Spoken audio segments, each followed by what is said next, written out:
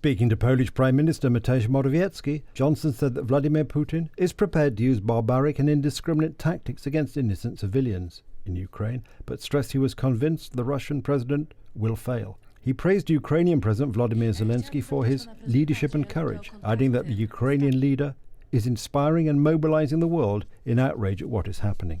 Vladimir Putin is prepared to use barbaric and indiscriminate tactics against innocent civilians, to bomb tower blocks, to send missiles into tower blocks, to kill children, as we're seeing in increasing numbers.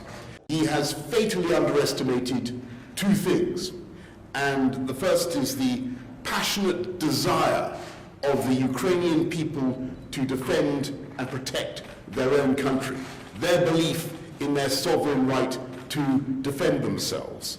And may I pay tribute, by the way, to the leadership and courage that is being shown by Volodymyr Zelensky.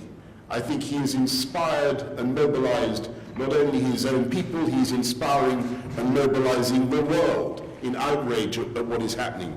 We will continue to, working with you and with other friends and allies, we will continue to support our Ukrainian friends, and we will continue to do that for as long as it takes.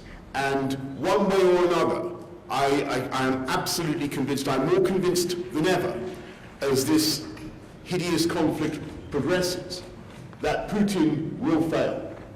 And I believe that Putin must fail, and that we will succeed in protecting and preserving a sovereign, independent and democratic Ukraine.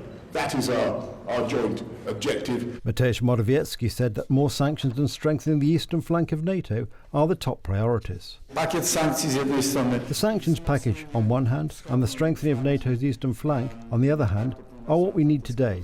That is what we are focusing on today.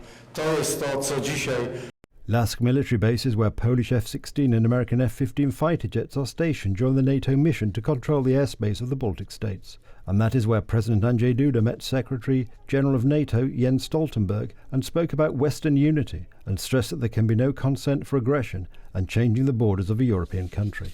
I am convinced that thanks to all our actions and the unity in which we remain, we will ensure the security and peace of the people of Europe. We want Europe to develop in peace, We want our countries to develop in peace, and that's why we are here. Jens Stoltenberg recalled the presence of alliance forces on NATO's eastern flank has been significantly strengthened in recent weeks. He added that French troops are heading to Romania. President Putin has shattered peace in Europe. Allies condemn the unjustified and brutal invasion of Ukraine. The Russian assault is totally unacceptable, and it is enabled by Belarus. A meeting of foreign ministers of the Weimar Triangle countries was held in Łódź. The Polish foreign minister pointed out that security architecture in the region and even the world has changed dramatically. We observe unjustifiable aggression, whose victims are mainly civilians, women, children, the sick, those socially weakest. Annalena Baerbock said she was impressed by the involvement of Polish society in helping Ukrainians. Putin speculated that we would be divided. He was wrong. We're even more united. We stand together alongside Ukraine because we know what is at stake. The war will also bring great damage to Russia.